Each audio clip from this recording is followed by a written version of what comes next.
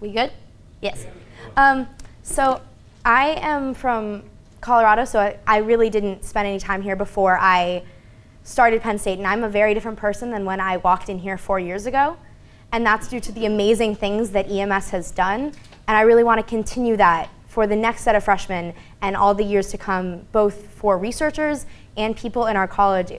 This is the place that has shaped me, and it's shaped so many people I know, and as we continue moving forward in our strategic plan, more people will be shaped and continue to be shaped even better. And that's something I think is really important.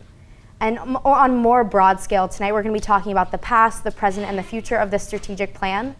Dean Kump is going to talk about what's currently happening and what we have done so far to get to this point. And then we're going to have a little bit of a look on the present of what's going on right now with our lovely lightning talks. They're going to be really great looks into what the college is doing right now. And then we're also going to be having a Q&A at the end and a little bit of a look into what's going on in the future and what we see as the next steps to some new strategic plans. So to get a little bit more information on that, Dean Kump is going to talk to you guys, all of you guys. He's a professor of geosciences and our new dean. So that's it.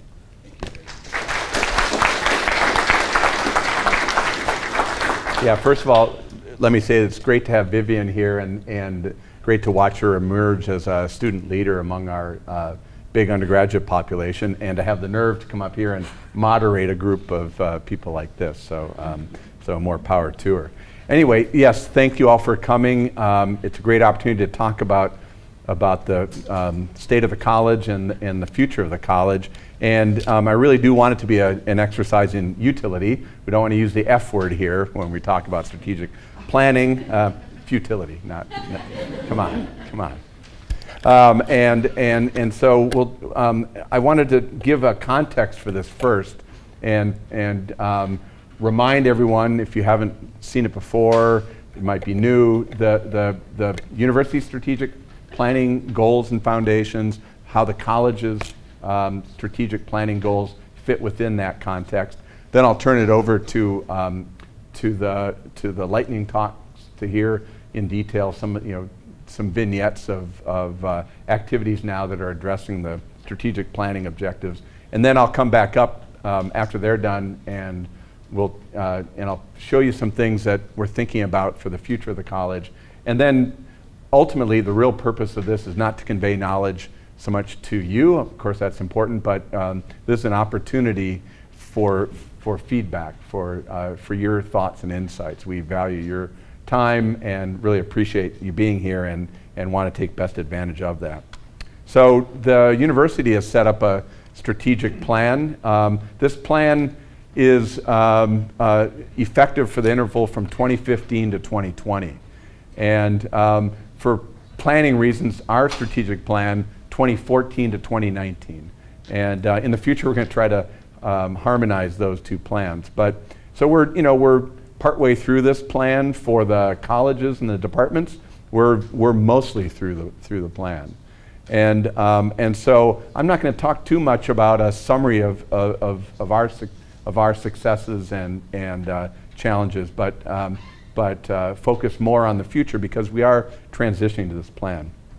Anyway, for the university, there are thematic priorities here, and there's one missing I forgot to put in here, and that's advancing health.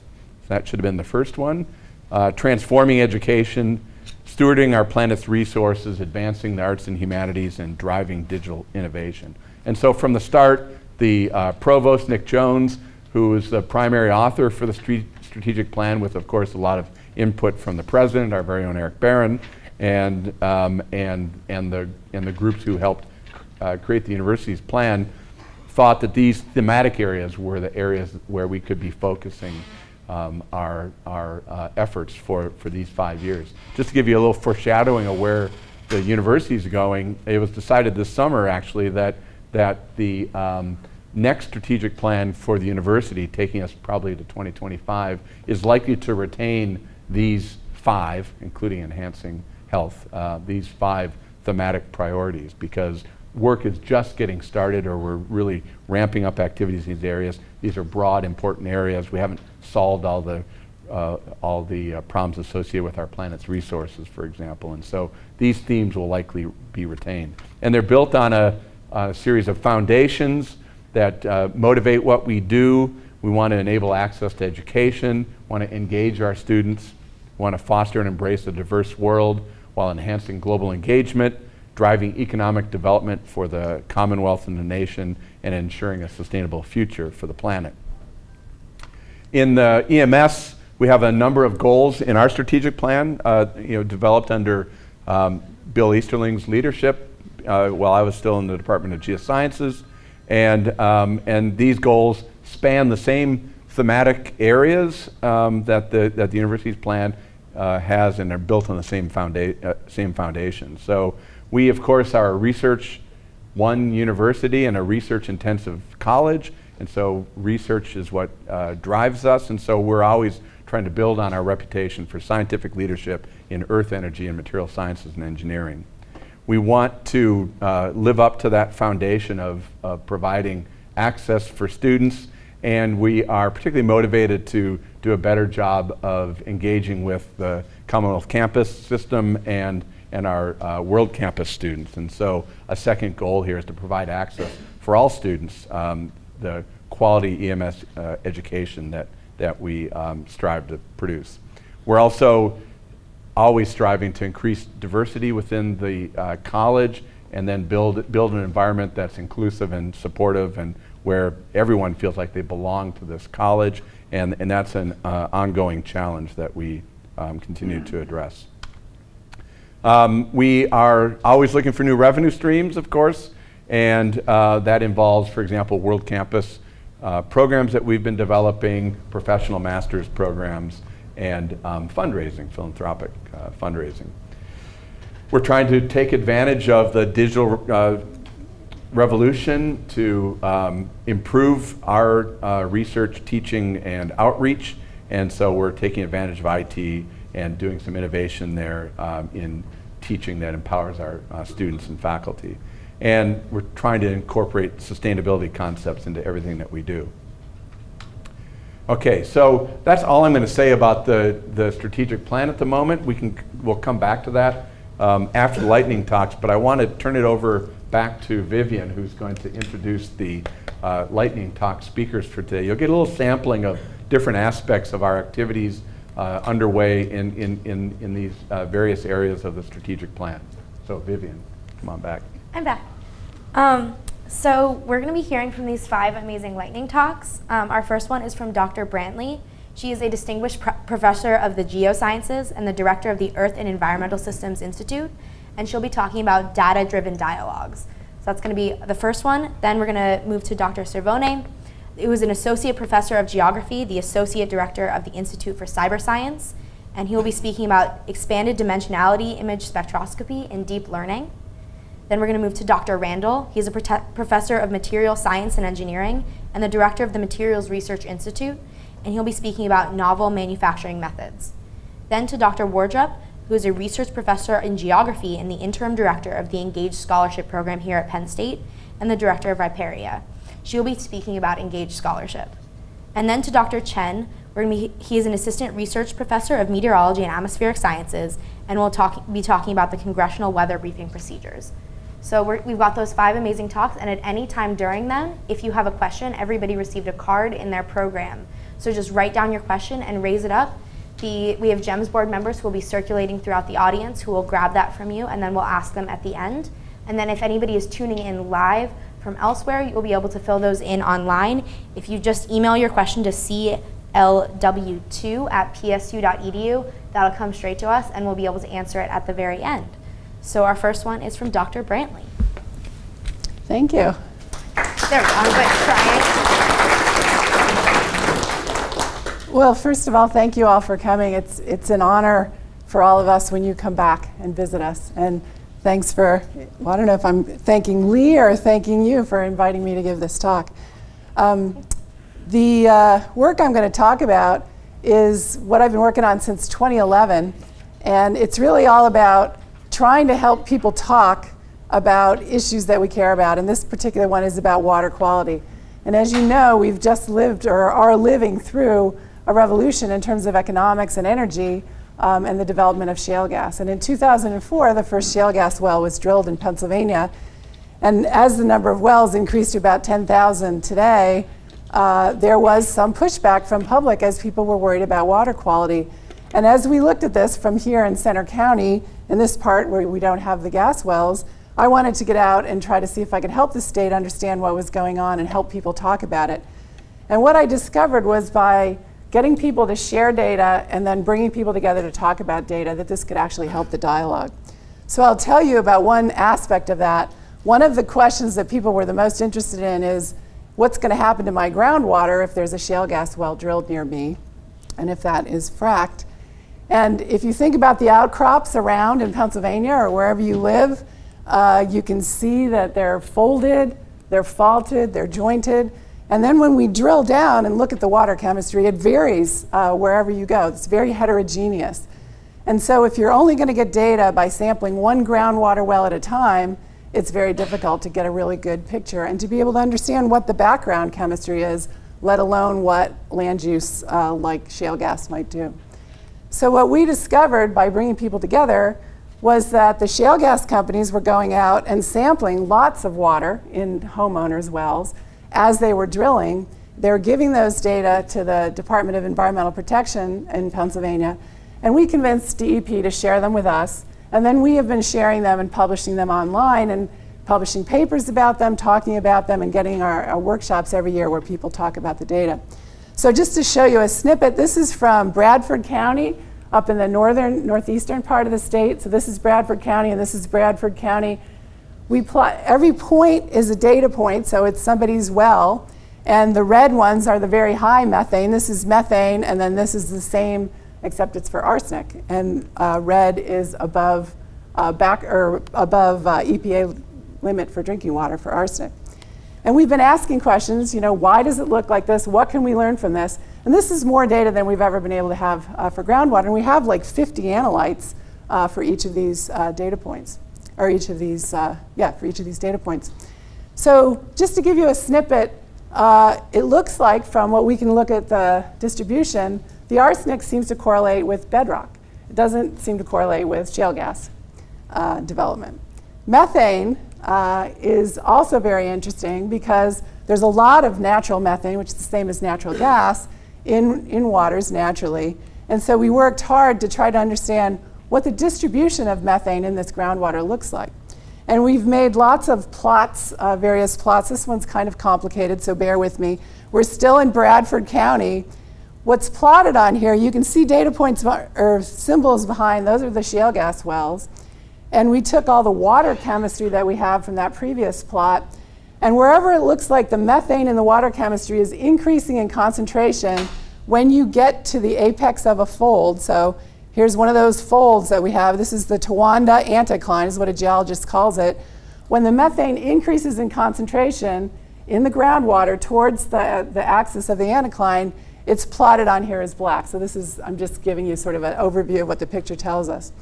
And so basically what I'm trying to say is what we discovered from this is that we could almost map geology by looking at this groundwater chemistry, something we've never been able to do before because we don't have that much chemistry. Now, I'm not going to show you the plot, but we made a plot like this for what does the methane do as you get closer to a shale gas well. And it mostly looks the same as this plot. It mostly tells you that it's the background geology that's controlling where the methane is. And this is probably telling you that it's natural. Most of the methane in the groundwater in Pennsylvania is natural. But there's a couple places where the methane gets closer when you get to a shale gas well. In fact, there's 7 out of 1,400 shale gas wells up here, that it looks like it's at least possible that there could be some leakage from those wells.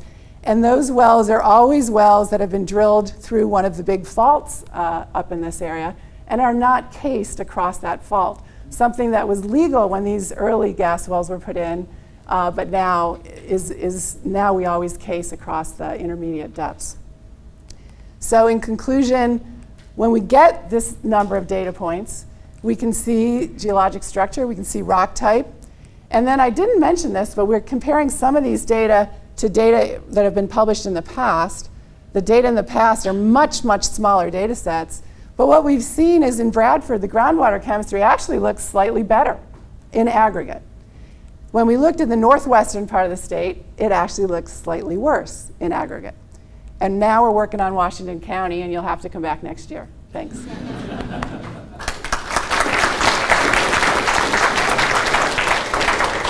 Our next talk will be from Dr. Cervone on expanded dimensionality image spectroscopy via deep learning.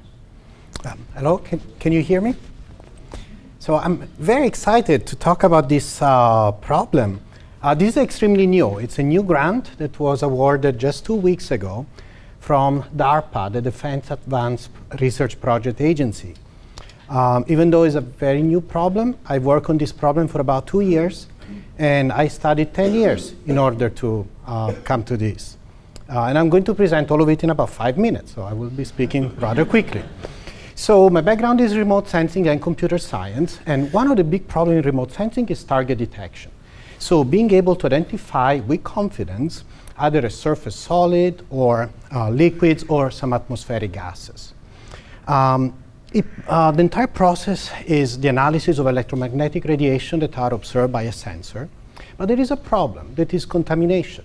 If you look at this figure, it's a typical problem. We have a satellite, or it could be an airplane or a drone, with an instrument that is observing a certain location on the planet to detect maybe some trace gases or maybe some liquids or solid. And the amount of radiation that is received by the sensor is radiation from the target, but also radiation from nearby target and radiation from the atmosphere. The atmosphere is paramount because in remote sensing we say we're either looking at the atmosphere or we're looking through the atmosphere. So being able to characterize is really one of the most important problems. And the state of the art for target detection is hyperspectral remote sensing. So we have hundreds of spectral bands. So you can see in those images, the horizontal axis is just longitude and latitude. The vertical axis are our spectral bands. And we have hundreds, sometimes thousands of different spectral bands. And in order to go from the measurements of the instrument to a reflectance that we can use to solve our problems, we have to solve that equation. It's called the radiance equation. Some of those parameters can be directly sensed from satellites. Some are estimated by taking averages. Some are just guessed. So there are several simplifying assumptions that are currently done. It's current state of the art. And most important, every image is an island. So even if we have a collection and a sequence of images, each image is treated independently. And now we have a problem. So the current target detection is very effective in performing material identification, but in optimal conditions. In non-optimal conditions, for example, in the presence of clouds, if we have shadows, if we have mixture of different elements, or if we have spills, either liquid or residues, then the target detection is very hard. It doesn't work very well. And one of the reasons why it doesn't work so well is because these incomplete solutions of the radiance equation, which is the best we can do with a single image.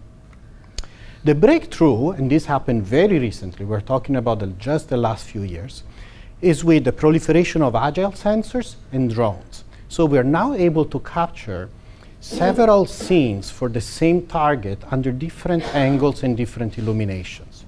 It is theoretically possible to find a better solution for the radiance equation by looking at the target under all those different vantage point of views. However, there is not current solution of the radiance equation using multiple images. The current state of the science is based on physics, mathematics, and statistics, but they're all based on a single image. So those methods also, they lag behind these cyber science revolutions, the advances in machine learning, in artificial intelligence, and in deep learning that are also very recent. So my research is about using deep learning in order to analyze those massive amount of data. Keep in mind that hyperspectral remote sensing generate among the largest data sets in remote sensing. So find deep learning to analyze all those images at once and find a better solution for the parameters of the equation that I showed you before. Once we do that, we have a better characterization of the atmosphere. And once we better characterize the atmosphere, we can do a better target detection. This method promise to be able to detect targets in non-optimal conditions with a level of accuracy that is impossible right now. I hope I'm done with the 5 minutes. Oh. Thank you.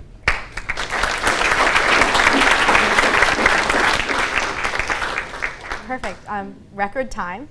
Got over it in less than 5 minutes. Next is Dr. Randall with novel manufacturing methods.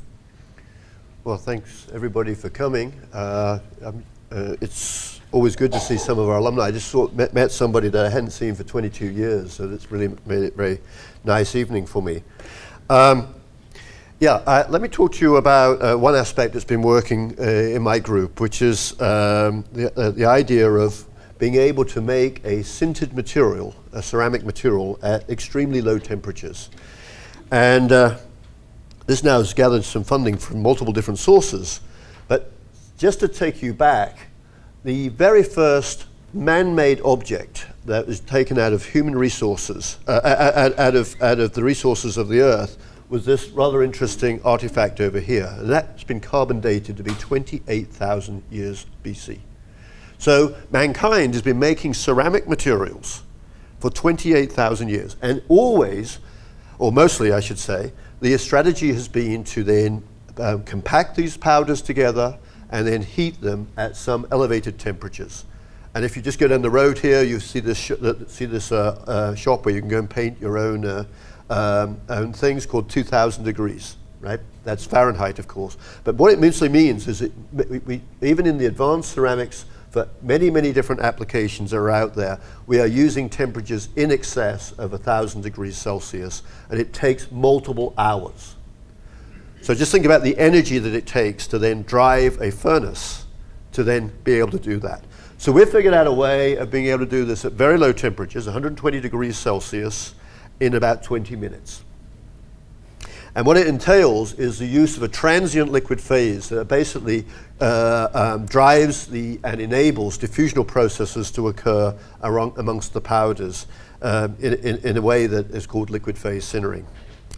So we've shown that this is quite a universal process. There's a number of different examples here. So we've done over 60 different types of materials now, a number of different crystal structures, and multiple functionalities from structural to functional materials.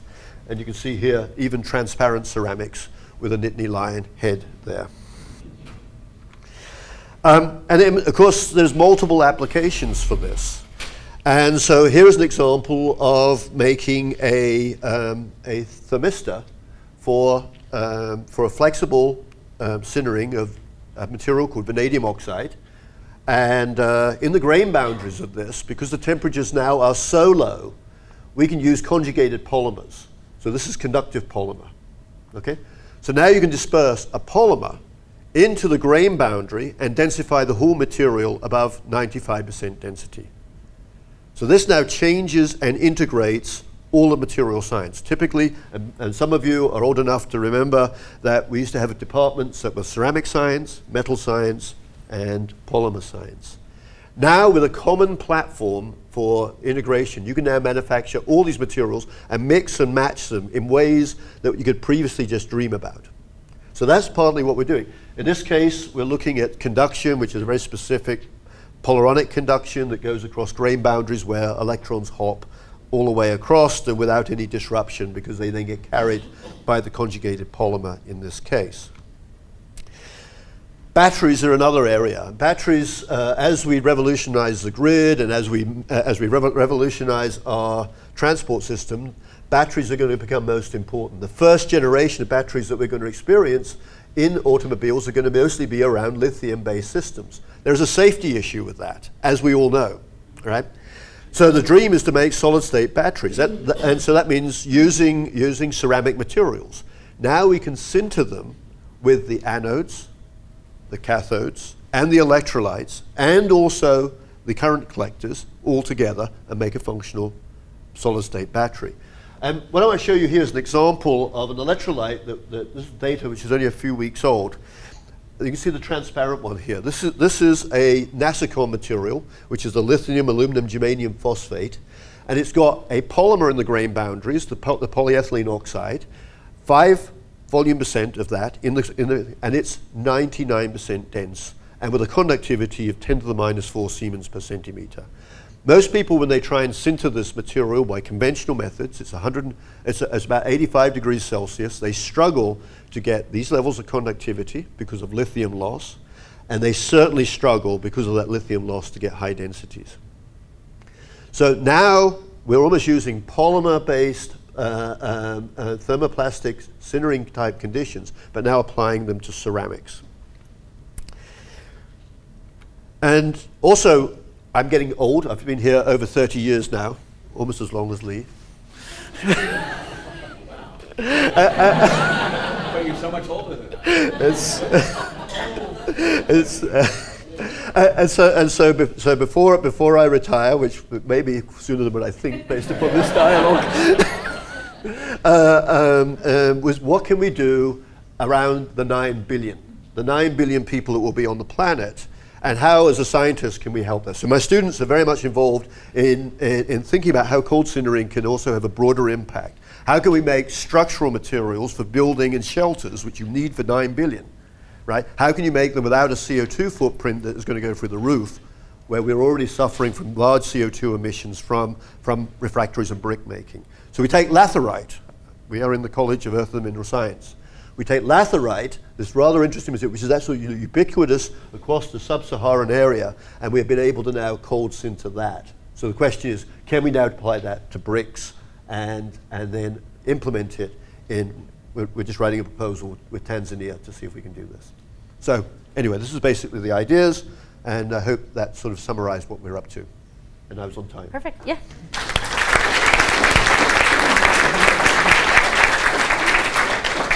We have Dr. Wardrop now, who's going to tell us about engaged scholarship.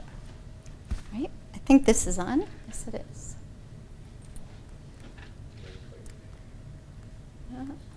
Oh, I'll just do it from here. An Oprah Winfrey quote is a signal that there will be no equations in this talk. I'll be the only talk, right? Let me begin with a premise. And the premise is that this statement represents all of us in our finer moments. That after we've satisfied the need for food and shelter and safety and love and belonging and esteem, that we all strive for self-actualization at the top of Maslow's hierarchy of needs. And that we all strive to be a complete person. Engaged scholarship, along with curriculum, strives to make complete people. So let's talk about becoming a complete person. So now do a little bit of a thought experiment of time travel and go back to your very first day in your college career on campus. Vivian, for you, that's not that long ago. For some of us, it's quite a while ago. And remember that you're there because you've been told that this is part of the journey to be a complete person. And hopefully you all had a great experience. But remember that along the way there were a million decisions you had to make and a lot of stressful trade-offs you were struggling with on your journey. And so imagine this is a Penn State student, right? How do they begin to learn about what those 275 majors are, much less choose one, and how it fits into what they want to do? How do they choose? There's over 1,000 clubs and organizations. How do they choose which one to spend their time on, to do a project to complement what they're learning in class? They've been told you should be a global citizen, go do a study abroad. There's over 200 study abroad programs. How do they find their way? There's over 98,783 other people to interact with. Who are you going to choose to spend your time with? Basically, how are you going to pick and design your Penn State out of the thousands of Penn States that are possible? How are you going to find that one Penn State that speaks to you? And the question is, how are you going to get more out of your choices instead of feeling like you have to cram more in to feel like you had the experience you wanted to have? all of that is sort of crescendoing for a student who now feels like they've got a lot invested in their time here. How are they going to get the most value? This is the big sigh moment, right? You're lost and you don't know how to find your way. Well, I said in the mentoring talk earlier, it turns out, in spite of all the great technology, Guido, there is no GPS for life, right? We don't get to put in a goal and get step-by-step directions about how to get there. And so what I propose is that what Engaged Scholarship is trying to do is provide a compass or build a compass. And the first thing you do when you build a compass is you sort of say, what are the cardinal directions? What are the main ways we want to find our way? How do we do that? And this is the one that a lot of scholarship and a lot of work, the Council of Engaged Scholarship at Penn State has come up with. And it really talks about 5 cardinal directions. You may come up with another one, but let me talk about these 5. So the 5 are multicultural awareness. Do you have the knowledge and skills it takes to have effective and sensitive conversations in a multicultural context? The next one is civic responsibility. These students come and they're a member of a community of their choosing for the first time. How do they understand what community is and how to be a contributing member to it? How to take their skills and what they can do and make for a better community. The third one is ethical reasoning. Can they spot the ethical issues in a problem? When they're asked to write an energy policy or go about doing a foods program, are they sensitive to the ethical issues that are inherent in those solutions? Can they spot them and can they navigate them? Systems thinking, do they understand the parts of a system? Do they understand how what they're concerned about is impacted by a lot of other factors and how that system nests within a larger system that controls it? And then finally, professional development skills, a catch-all for how do we go to work and get stuff done with other people. So on September 25th in 2015, the 193 nations of the UN General Assembly came together and made an agenda for development by 2030. 2030. And they said these 17 sustainable development goals, with their 169 targets below them, represent our vision of a complete world. I would say let us strive to grow and complete ourselves and all of our students because there's a lot of work to do. Thank you.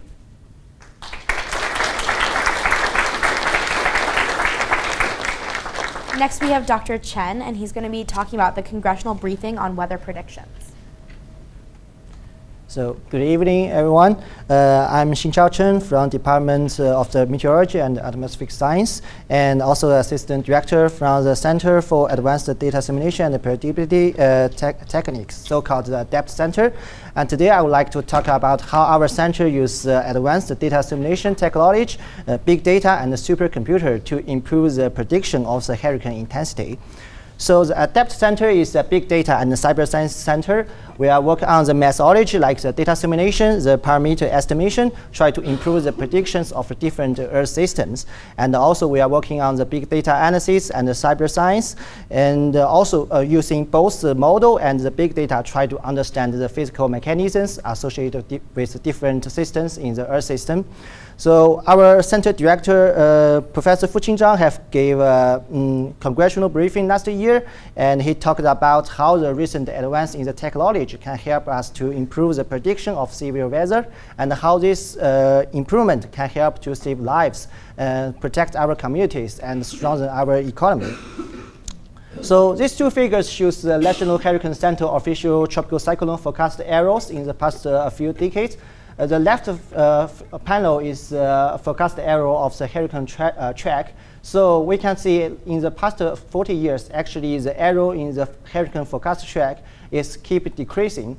However, the red panel shows the error of the hurricane intensity forecast.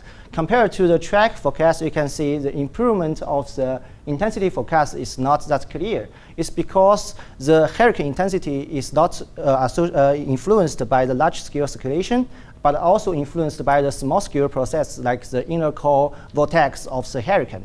So if we want to improve the prediction of the hurricane intensity, we have to have a much higher resolution model and also have a much better data simulation methodology.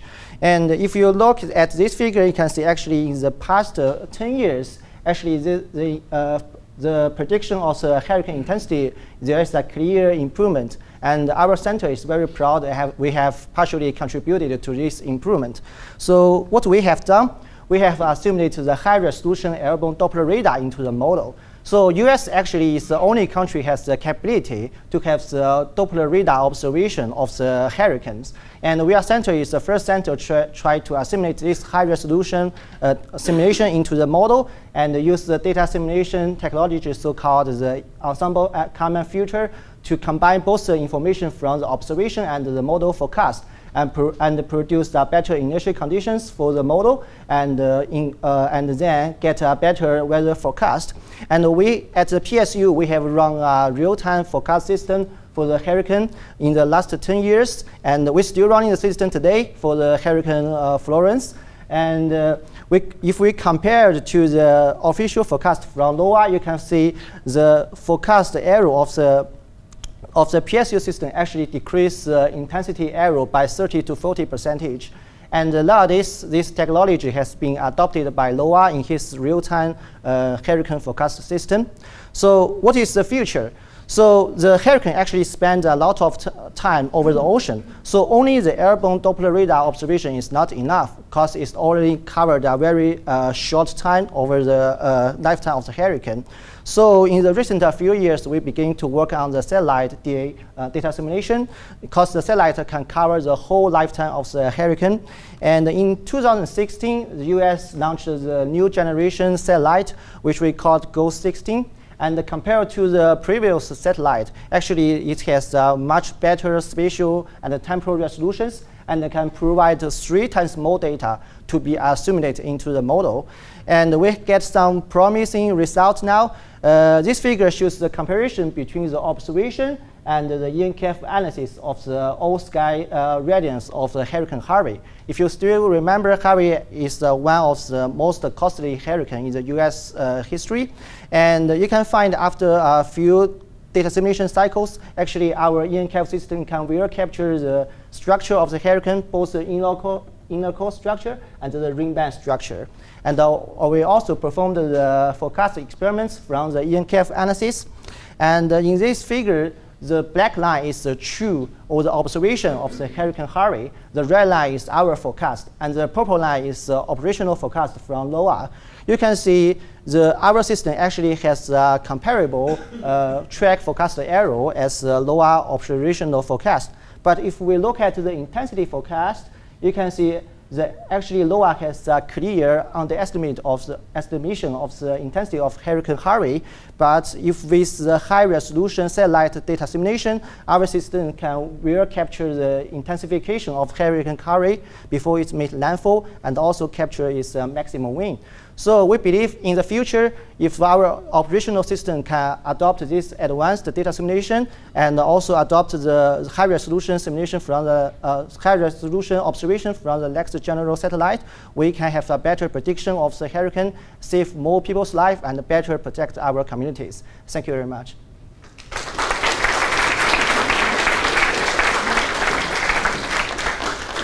Thank you so much to all of our presenters. You're going to have an opportunity to ask them questions. So if you have any questions, just remember to hold up that card if you have a question at any time. Dean Kump is now going to talk about what we've seen and what we've done with our sustainable plans and on to what we're going to be doing in the future. Yeah, maybe it will be good. It might be more natural to ask questions on the presentations now, but maybe give you a chance to write down your questions and then pass them in. And Colleen, you'll be collecting them here in the corner? Okay. So anyway, while we're doing that, maybe I'll just pose a question of where are we going next. And I thought I would give you some of the ideas that we've been bouncing around among various people within the college, bearing in mind that from the strategic planning point of view, next year is our final year in this current plan. We'll probably have a year of pause while the university completes its strategic planning cycle, and then our plan will be for 2020. And so we have some time now to think about what's worked with the current strategic plan, what hasn't worked, what have we abandoned, and we're undergoing that process right now. Probably of more interest for you all and of benefit to us, frankly, is to think about where we're going next. So it's a chance to provide some input on that next strategic plan. So, looking for where we might get some ideas in this, and recognizing that actually Penn State researchers are contributing some of these. One of the things to look at are the NSF 10 Big Ideas, and so the National Science Foundation, and of course, many of you know that Bill Easterling, my predecessor, is now the assistant director for the Geosciences Directorate at NSF, and so have a variety of ways that we're providing input on these big ideas. They've created a list of 10 big ideas for the coming decade, and I think it behooves us to look at those, for example, when we're thinking about where we're heading. And a lot of these themes that we've been discussing today come through, harnessing the data revolution, the recognition that that the rate at which we're generating data, observations, in this case observation of the Earth, but observations in all areas is huge, and our ability to extract information from that data is limited by techniques. We've heard about some today of advanced data analysis techniques, including deep learning, machine learning, and artificial intelligence. And I thought it was nice that the example that they use here is about extreme storms. Then there's the quantum revolution and the application of quantum mechanics theory to computing, to materials. And this is something that I know Penn State is and the Materials Research Institute, the Cyber Science Institute, everyone's interested in the role that we'll play in this quantum revolution. Interestingly enough, we're the College of Earth and Mineral Sciences, but we have a significant life sciences component. And when we think about the Earth system, we can't think about Earth systems without involving life. And so I think we have a role to play in advancing our understanding of the rules of life, especially as it applies at the ecosystem to global level. Since, probably before, but at least since the time that Eric Barron came as the new director of the Earth System Science Center in 1986, Penn State has been known as the place to go to find people who are thinking about the Earth as a system at the global level, and including the biotic roles and all of that. So I think we can play a role there as well. There's mid-scale research infrastructure, and that's sort of spanning the gap between the laboratory-based experimental work and kind of the individual's instrument and the large facilities with very expensive equipment, multi-million-dollar instruments. I think NSF is recognizing that there are mid-scale range facilities that need to be developed to fill that gap, and they're planning to put money into those facilities. And I would hope that we could house some of these facilities at Penn State and within our institutes and within the college. Convergence research, we hear that all the time from Clive and his interactions with the Huck Institute. This is the challenges that we face require interdisciplinary collaborations, convergence of approaches, and equipment and disciplines, and of course, again, this resonates with where we come from in this college and the systems perspective, and the fact that I think we have always been the incubator of ideas, of interdisciplinary ideas and solutions to problems. We've grown strength within the college, and then we've reached out to our colleagues across campus to where the expertise is missing within this college. And so we've always been about convergence research in this college, and I think we can lead there as well. And then a real focus on building diversity. We have some of the least diverse fields in all of the STEM disciplines here in this college, so we have a long way to go in terms of growing diversity, and I think we can, with innovative programs, we can get support toward those efforts from programs like NSF includes. There's also this slide, which we've seen explicitly. We've seen it embedded sort of in the background of some of the other slides. And a lot of thought has been put into these sustainability goals. There are a lot of things in here that we address within the college, and we can and should be contributing ongoing research and educational efforts toward that. Clean water and sanitation and affordable and clean energy. These are themes that we're already developing. Sustainable cities and partnerships. So and climate action. So we in this college span a lot of these areas, and I think that we can be contributing to the international scene to help develop these goals with the UN. So what, in my opinion anyway, are some of our opportunities here? And I think, first of all, you've been hearing a lot about the Energy University. It's a high priority for President Barron to establish Penn State as the Energy University, and we're the college that has a department with energy in its title, and we are expected to and will provide leadership in designing what this Energy University initiative is all about. It's going to involve then guidance to the Commonwealth and the nation for our energy future. There are various aspects that go into that, and one opportunity that we have expertise in, but I think is part and parcel with supporting that trajectory for our energy future is developments in carbon capture, storage, and mineralization. And so I think it's a real growth area for us, and we could take advantage of the expertise we have, develop pilot projects, and scale up some of these technologies. We've already heard about artificial intelligence and machine learning, and developed a postdoc program in the college this last year, and one of the projects that was funded involves Guido, and that's to bring in a postdoc with deep experience and understanding and working at the cutting edge of artificial intelligence, deep learning, with applications to, in this case, geosciences, atmospheric sciences, and problems that Guido works on in geography. Data simulation, predictive science, we also heard about this as well. We have some of the leading researchers at Penn State in data assimilation, and the more general problem of predictive science, this merging of data and model to generate predictive models that have high skill, is something that resonates well outside of this college into the health sciences fields and social sciences. And so I think we can take, and we already are, reaching out to our colleagues across campus and across the world, taking these advanced techniques in data assimilation and applying them to a variety of problems.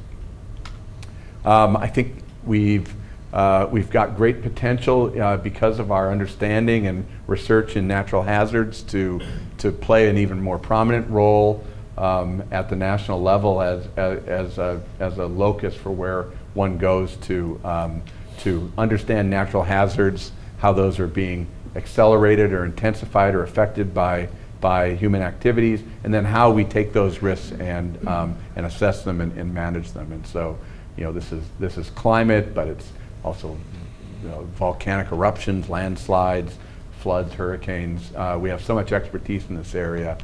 Bring this together and in the context of risk management. There's also a significant interest in critical minerals, and as many of you know, our access to rare earth elements, our access to lithium. We've heard about lithium and the importance of lithium. Maybe it may not be as important in the future as it is right now for batteries, but huge demand for lithium, for cobalt, for transition metals, and we rely on imports for almost all of these, and in some cases, for example, some of the mining in West Africa, these are under deplorable conditions.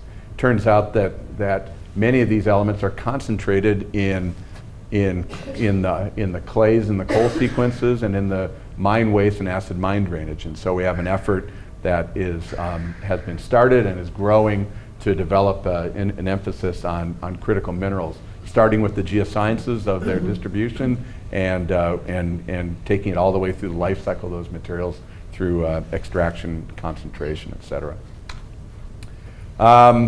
We've talked a little bit about quantum materials and a lot of interest in this, a lot of opportunities for growth in the sensor market, not just with quantum materials, but materials of all types, and a great way for us to pair up researchers in material sciences with, for example, our researchers in environmental sciences to develop some advanced sensors. And this, of course, opens up opportunities, as Clive showed us, up into the health realm as well, human health. Convergence research, we've talked about this. The climate, food, energy, water nexus is a place where we have tremendous expertise within the college, and then in cooperation with other colleges, we bring food into that, and there's going to be a real focus on that nationally because of the inextricable nature of the problems that are associated with developing our energy resources, the impact on and need for water supplies, climate change, and abundant food.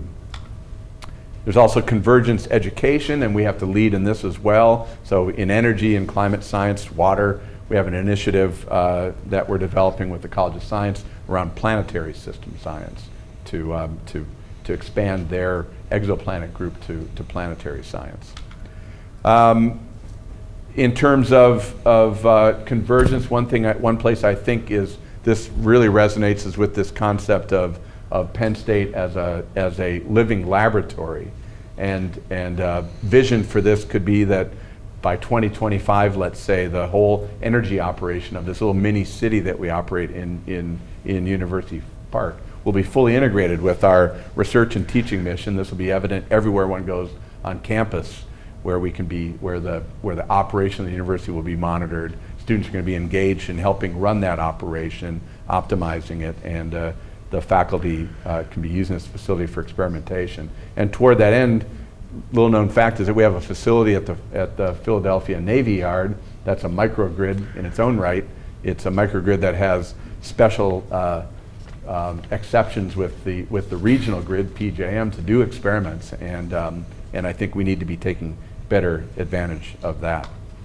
We need to enhance diversity among our faculty, staff, and students, and this is a challenge in each of these areas, maybe particularly acute in the staff area, but certainly a problem with our faculty and students. And there again, these Philadelphia and Pittsburgh centers can be better utilized in our recruiting to grow diversity on campus.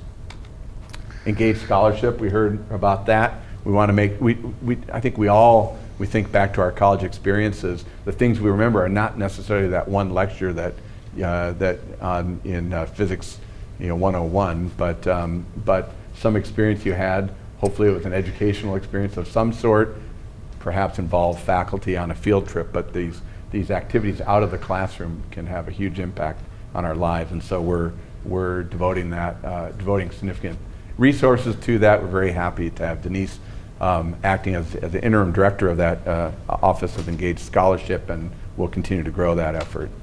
We have We Are for Science, you may have heard of. This was a grassroots effort on the part of our graduate students to advocate for science at a time when science is being challenged, and they took a very positive view on this, and they have organized a campus-wide effort now emanating from graduate students in this college promoting science, and that's advocacy in Washington for support of science. It's science outreach with activities out in the community, and it's also, they have a theme of building diversity among science, and so we're supporting them going forward.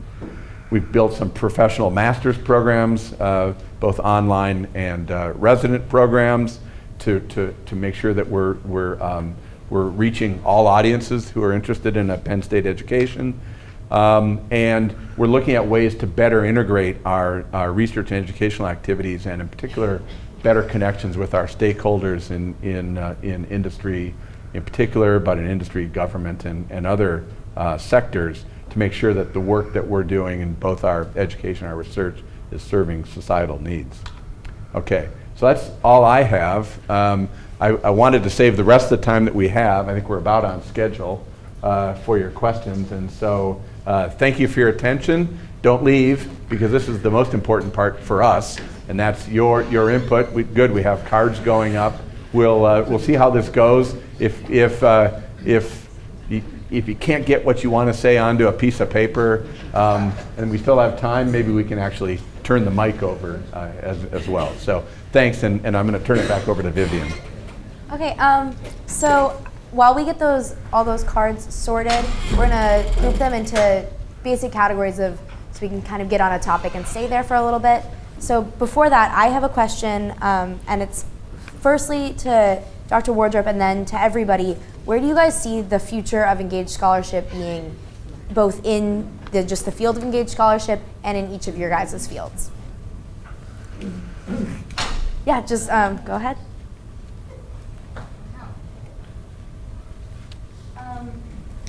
The future. So I think the future for me would be, it's that part of 1,000 Penn States, and what's the best Penn State for you.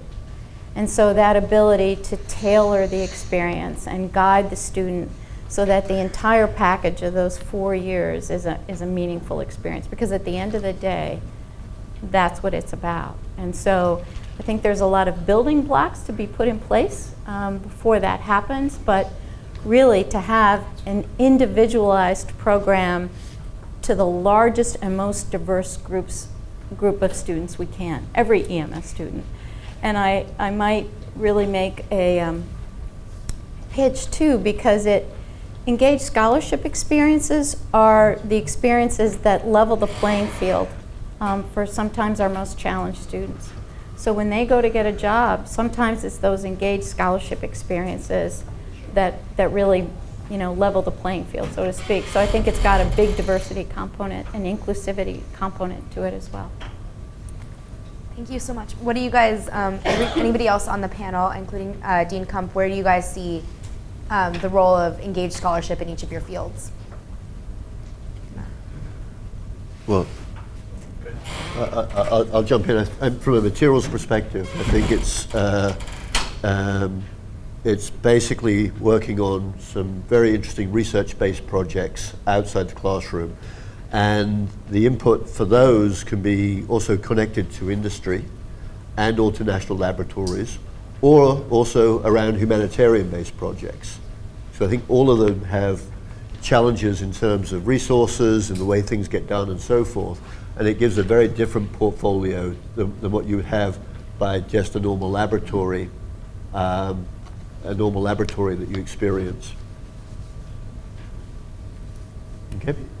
Yeah, I might just add, that it's not just that you have one engaged scholarship experience and then you check off list and you're done with that and right. back to the classroom either. And that does remind me to, first of all, clarify that this panel was composed, this evening was the brainchild and was executed by the GEMS board. It wasn't me, it wasn't necessarily Vivian, although she played a role, it was the GEMS board, and so I really do thank them for everything they're doing. If you're here earlier, there's the mentorship program that they've started, one-to-one pairings, and I think we're up to 53 now students. Of course, we have nearly 1,500 students, so we need quite a few more people involved in this mentorship program for it to hit everybody. With the engaged scholarship, though, what I was going to point out there is that they've been working to develop a list of competencies and experiences, and they're sharing that with Denise, and so it's building that portfolio of experiences that should involve some service learning components. I think are an important thing.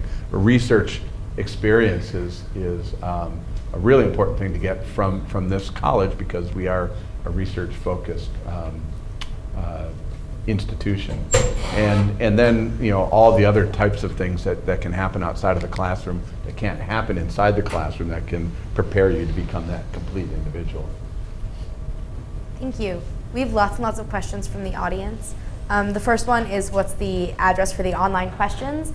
And that's clw2@psu.edu. And we'll be able to take those questions once we get through these. So the first question that is relevant is for Dr. Cervone, and can you elaborate on an example of deep learning techniques? Oh, yes. So deep learning is not something new. It has been around for quite a few years. What has changed is our ability to have computational power very readily available. So the idea is to learn patterns. And one example that I can think of is the Google search for images. I don't know if you've ever tried, you go to Google, you click on image. Now you can upload an image. What Google will do, will try to find all the images that are similar. Now this concept of similarity, it is based on running a pattern recognition program that is based on deep learning methodology. And what it does, it tries to find similarities among, like thousands, hundreds of thousands, even millions of images. And then we can use those similarities to solve some real world problems, like for example, identifying similarities in atmospheric models, or in images, or in the case of remote sensing, how do we recognize very faint spectral signatures among millions of signatures that have been collected in the past? Thank you. Our next one is for Dr. Randall. Is there an opportunity to leverage the advances in 3D printing technology and combine that with cold sintering?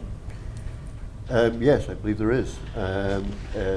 It's on the list, I would say. At the moment, we're looking to drop it into traditional polymer-based industries and into thick film ceramic industries.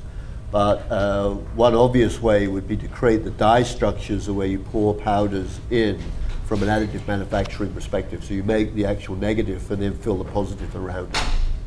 That would be one way to bring the additive manufacturing in as low-hanging fruit. Thank you. This is a more general question, but more towards Dean Kump. Why limit PSU energy guidance to the community and the Commonwealth instead of to the country or to the world? Well, I mean, I think part of the motivation there, the focus on the Commonwealth, I think has a number of motivations. One of which is it's been a very explicit effort on the part of Penn State, led by President Barron, to demonstrate the value of Penn State to the Commonwealth. You probably are all aware that one of our significant efforts is to keep tuition increases down, and the main driver for tuition increase over the last 20 or 30 years has been a decline in the state appropriation. And the decline in the state appropriation reflects, at least is interpreted in some ways, as an undervaluing of the value of Penn State to the Commonwealth. And so I think Eric's done a really great job with Invent Penn State and other efforts to reemphasize the value of Penn State to the Commonwealth. And so I think Pennsylvania is looking for guidance for its energy future. It has the Marcellus and Utica natural gas resource, and how that's going to play out. What are the regulations in place that could guide that energy transition? And so, so there's reasons for that, but there's recognition at the same time that that energy systems are bigger than that. The regional grid, this PJM grid, expands across state boundaries for sure. And ultimately the drivers and the inputs in terms of our ability to prognosticate any path of, optimal path for energy development that is maximizing prosperity and minimizing environmental impact is going to have influences that go well beyond the borders of Pennsylvania. So, it's more of just starting with some opportunities that we have that we've begun to participate in terms of a Pennsylvania-based effort for projecting the future for energy in the Commonwealth, showing some leadership there, and then growing that as maybe a model for a broader set of projections for energy future. Thank you. What are your thoughts on the intersection of philanthropic campaigns for the university and strategic planning, and if those are successful or not? think it's for you. A question for Adine. Well, there's been a real conscious effort to harmonize the campaign, the current campaign, with their strategic plan, and part of that is to make sure that our donors understand that we're putting thought into the reason why we're trying to generate resources, and that their contributions are part of that effort to achieve particular goals that are elaborated upon in the strategic plan. And it seems like kind of an obvious thing to do, but it hasn't been the way that we've done campaigns in the past. And so I think maybe for the first time there's an explicit tie between the campaign goals and the strategic planning thematic areas and foundational areas. And I would think, as a donor, that one would like to know that there's, that it's not just, contributing to the status quo, but that you're helping to create a better Penn State with a vision and a plan for the future. Thank you. We're kind of drilling him on questions. This one's probably also going to pertain to you, but also everybody else on the board. You asked for it. Many people think that the expansion to 169 development goals by the UN reduced focus and accountability. What are your guys' opinions on that? Oh, that's not just for me. Not just for you, Yeah. also Turning too. my microphone off. Reduced focus? That's what the card said. I can answer a little bit because I'm teaching a first-year seminar on the Sustainable Development Goals, right? And it's an interesting, what do I want to say? I think we all struggle with how to take a global goal, formulate a strategy, and understand the partnerships necessary. The UN, I think the targets call for us to do that as a planet. And I think that we all struggle with that at every scale. We struggle with it at an institutional scale. Like, how does Penn State contribute to the Sustainable Development Goals? How does an individual? I'm not sure I think that they lose focus. I think that their instructional is that when you look at the 169 targets, they are SMART goals. They are specific, they are measurable, they are actionable, they are relevant, they are time-bound. And I think that that's a lot of the power of them, is in just that whole goal-setting exercise and the time frame of the commitment. So yes, 169 are a lot of them. That's certainly difficult to deal with, but I think it's more of a exercise, maybe not in the particular of the goals, but I think it's one of the power of the SDGs is that they're goals that we've all agreed to. More people signed on to the Sustainable Development Goals than recognized Nazism in Germany. I mean, it's the first time 193 countries have come together and agreed to anything.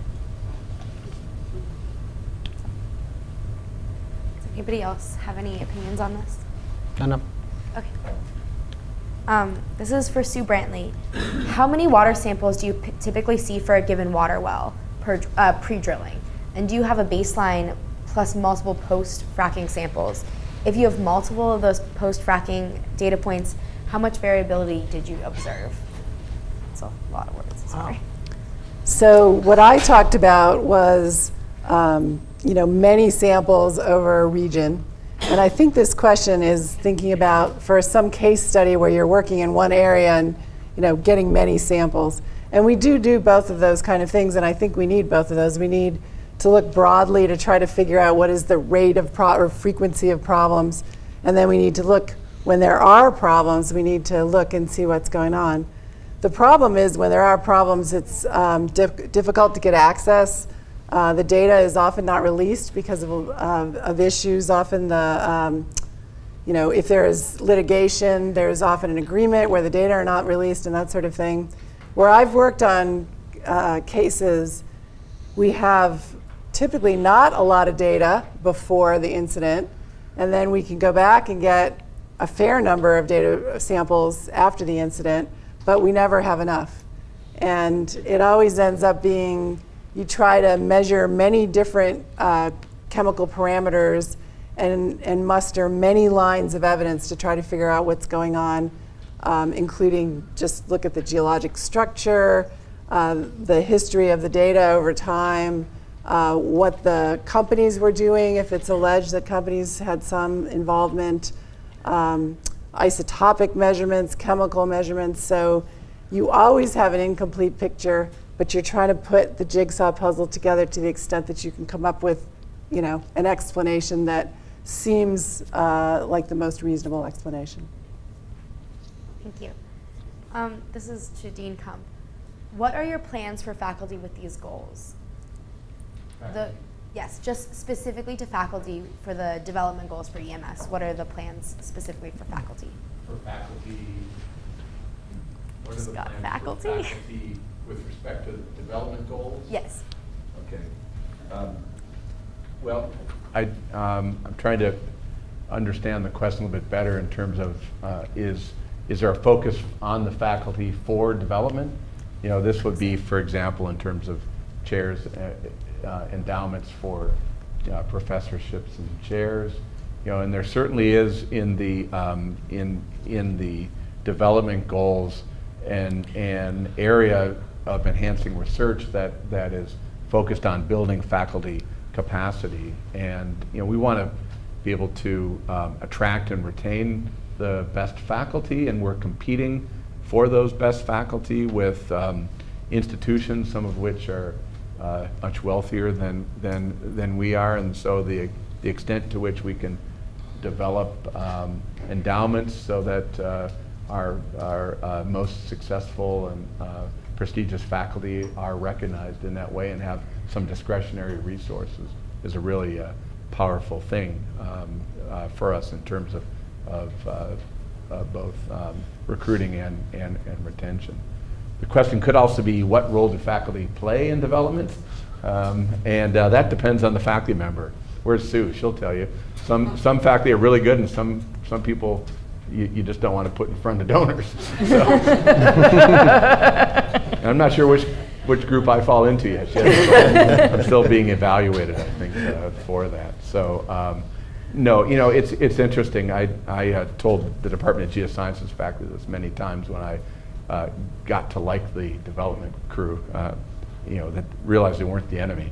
And you know, because there is this, and I've found that at some institutions, we in the Big Ten talk amongst ourselves, and there are institutions where development is the enemy, perceived to be the enemy of the faculty and the departments, and maybe even the colleges, that the development is centralized only and it's there to raise money for the university, and doesn't seem like there's any benefit to the faculty, the departments.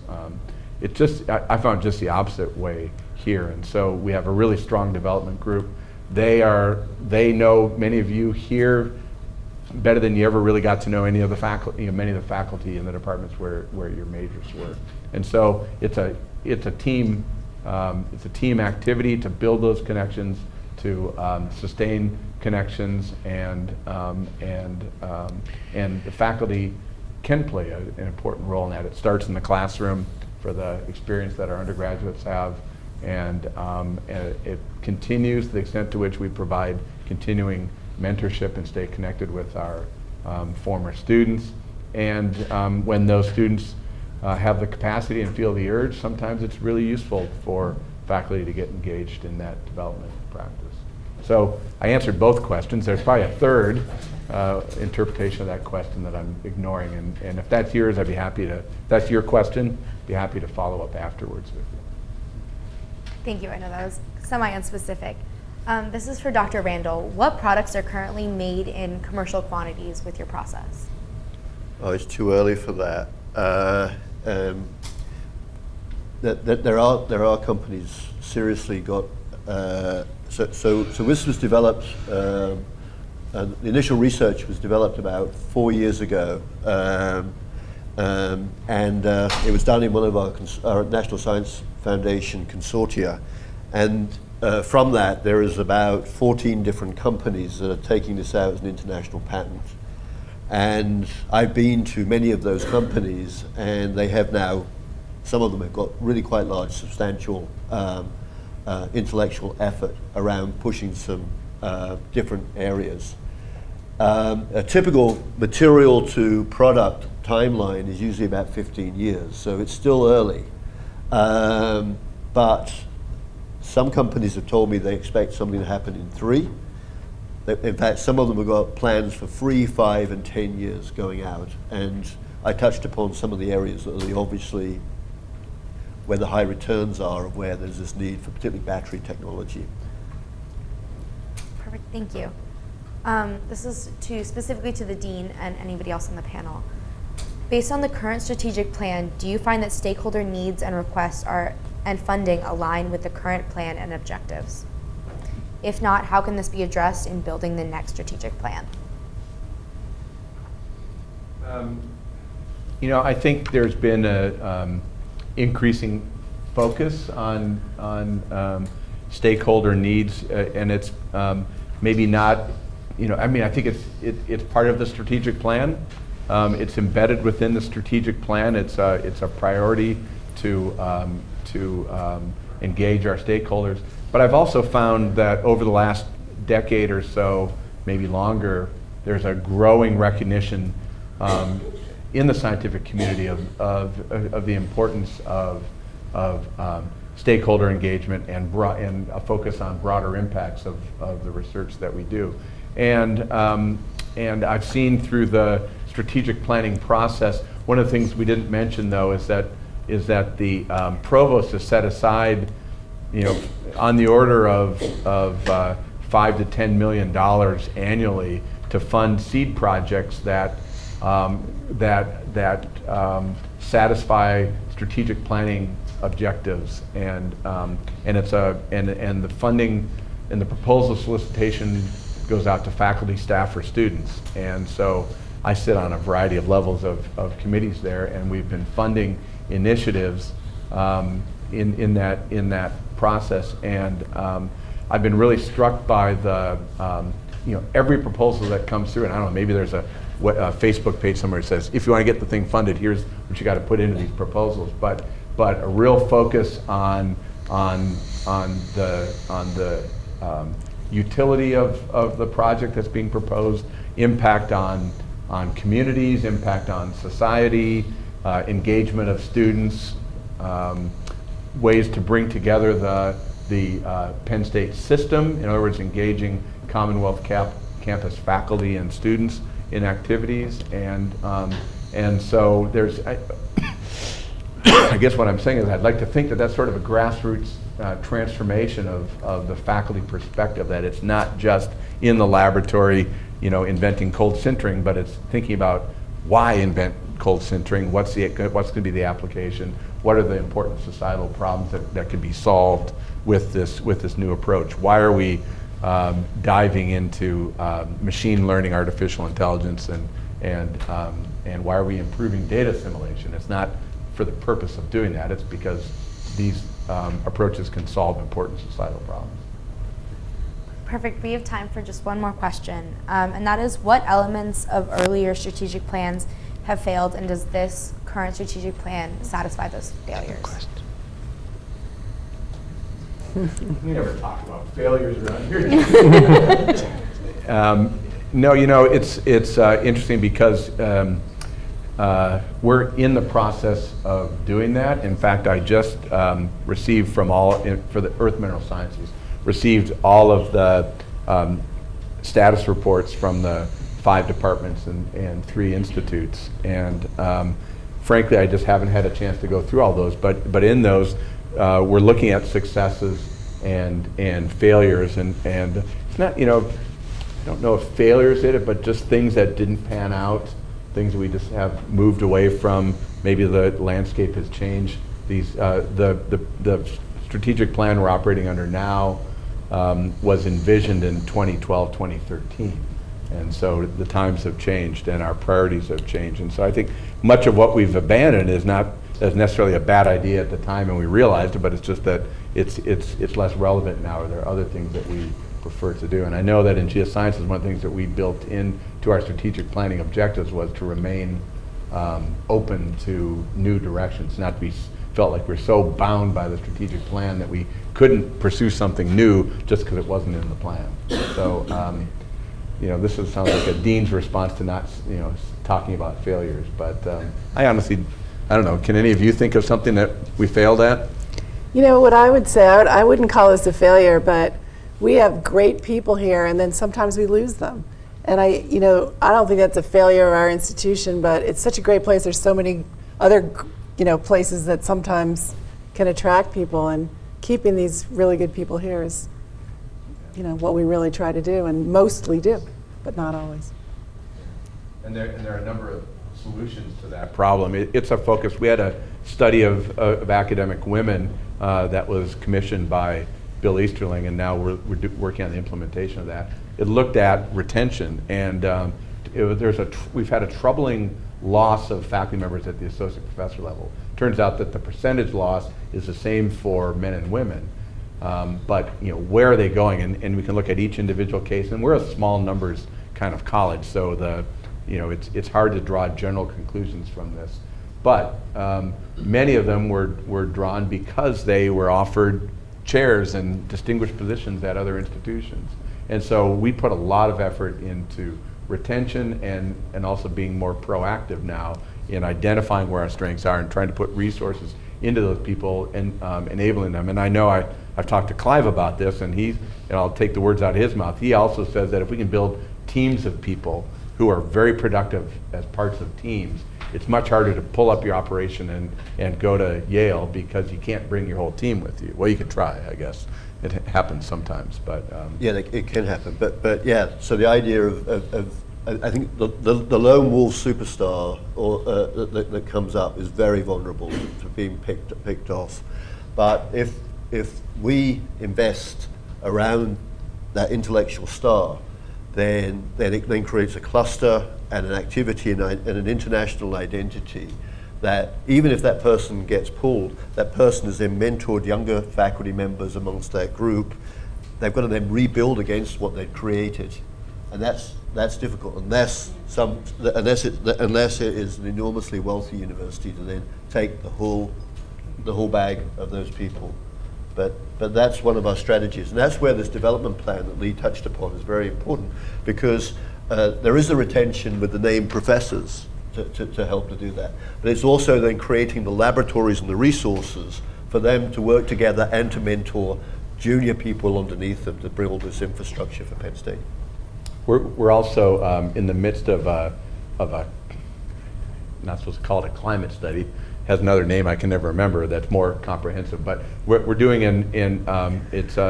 we've hired an external firm to do a climate study of the college to find where we are failing in terms of supporting our students, faculty, and staff in creating an environment where they can thrive. And so, as a complement to the study of academic women, we'll have results from that. We've had focus groups last spring, and now there will be a survey instrument this fall, and we're surveying everyone, and we're developing the questions now as a result of those focus groups. And just we just want to make sure that there are no impediments to people's success here, whether it's revolving around community or other barriers to success. We want to make sure that we do the best we can to mitigate against those. So we'll have more to report come this spring on the result of that study and the steps we're taking. And it's good timing because that can feed into our next strategic planning cycle. Perfect. So we are starting to run out of time. So we have a few final closing remarks. If you guys do want any information on that survey that he was talking about, all of those results will be available at the beginning part of next semester. It's all we. Yeah. They send me a lot of emails. So what does it stand for, though? The assessment of the living, learning, and working environment at the College of Earth and Mineral Sciences. Oh, that's easy. Easy for you to say. So they send me a lot of emails. So I just want to say thank you so much for me. Dean Kump has a few closing remarks after this, but I just want to encourage everybody to fill out the surveys that were in your packet. Those are really important. We really want to hear all of your feedback. They're that green paper. So please fill that out. And then for me especially, thank you so much for all of you guys for attending, and a special thanks to those who attended virtually. And then thank you so much to Dean Kump and the entire GEMS board and the people who worked so hard to get this off the ground and really run such an amazing program. Thank you so much for me. Thank you.